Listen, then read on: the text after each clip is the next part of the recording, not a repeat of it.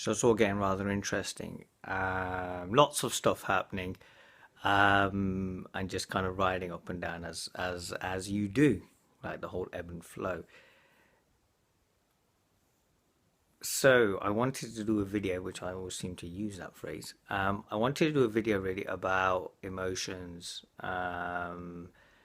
and their place in this whole thing called life. Now we have this thing whereby a lot of like kind of spiritual types, what they like to do is they like to deny certain emotions. It's all about bliss and joy and being in the mind, being angry, being in pain, and everything.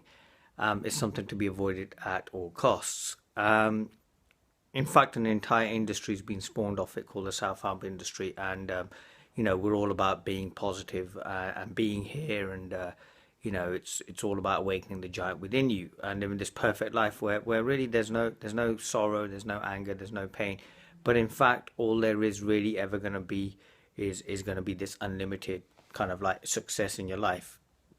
Everyone's a winner, so to speak, really, even when you come second in a race. You came second, you're not the winner.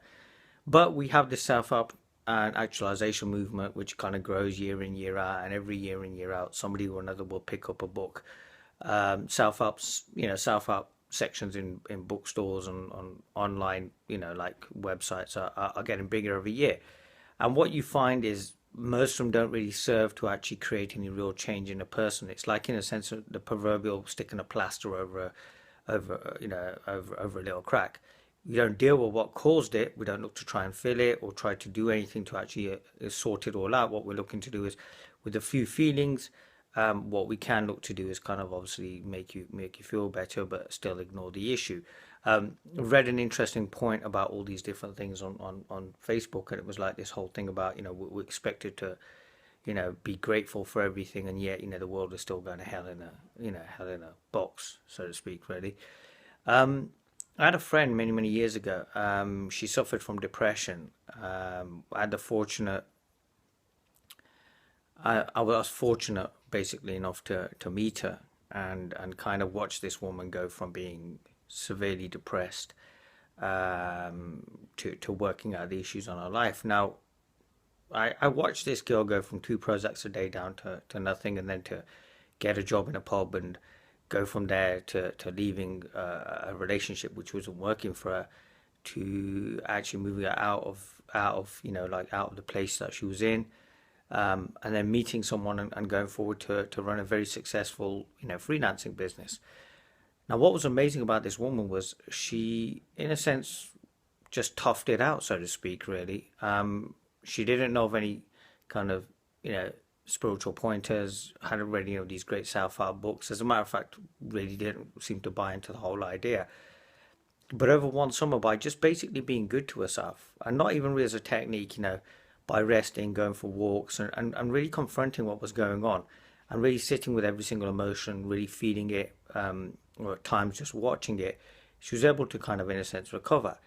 And she was able to, in a sense, kind of draw around her a support network and this all happened naturally to help her kind of become, a better person. So sometimes, like these emotions that we deny, we so want to be in the moment, yet if the moment brings up pain and joy and crying and, things like that, we don't want to accept it. Sometimes we can actually watch this emotion, or sometimes we can actually actively involve it and identify it as us in order to learn the wisdom of that particular moment. Sometimes having your ass handed to you is probably the best learning experience, better than say any book or trying to feel blissful or be in the moment. Really, sometimes it's life disasters that turn us around and actually strengthen us and make us go on to become better people. We do, within, like, in a sense, these self-help communities and these spiritual communities, engage in this massive turning away from what life is, and yet we tell people that we're so well connected with everything, and reality is we're not. We're probably some of the most broken people out there, and I include myself in this, because why would I have done any of this had it not been for the fact that I was broken and I was looking for a solution? Now, the solution lies within yourself, and sometimes just the whole toughing out, although it may not sound glamorous and not sound very spiritual, is probably the fastest point to your salvation, to that point of actually being okay. we like to complicate the fact that we just don't want to look at ourselves by saying we're looking for enlightenment, awakening, or I don't know, we're going to be more in the power now. So this life, it kind of completely gets on hold until we try and sort this out. The reality is, and that life, funny enough, keeps beating us, and we wonder why things won't change. Sometimes it's best to just sit there, take what's happening, and really go with it. It will bring up fear. There will be a lot of change in everything, and it is going to be a case of, well, this is scaring me. But go with it. There's invariably wisdom there, because there isn't really a teacher that's going to be any better than life, really. I mean, life is, I suppose, the ultimate teacher. It kind of, that great relationship that turns sour, that weight loss issue, those issues with money and stuff, deal with them head on. And what you'll find is you'll be a braver and stronger person out of it. And in that sense, this thing that you look for, this being okay and everything, may just kind of happen by going through this dark night of the soul, or going through these horrible feelings that you really want to deny. That, your self-help book says that is, oh no, it's negative, you shouldn't see that. Remember, the negative leads to the positive, and the positive leads to a negative. So in a sense, there is this whole ebb and flow. There is this so-called this too shall pass. So each of these emotions will pass, but try and sit with them or observe them and actually learn something from them instead of trying to turn away. We're constantly turning away from what we truly are, and then we wonder why things are falling apart. Turn into yourself, accept it, see what it is, see what makes you, watch your patterns, see yourself break down, see yourself being born in a better place, see yourself freak out, see yourself, you know, become a mess. If it really takes it, then become that mess. But sooner or later, what'll happen is you'll get to that point where you'll be okay with it. That's your true growth. That's your movement. That's what you're looking for.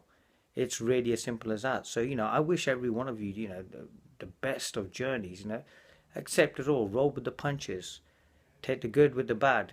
We can all be wise with hindsight, but take it all. When you need to cry, cry. When you need to laugh, laugh.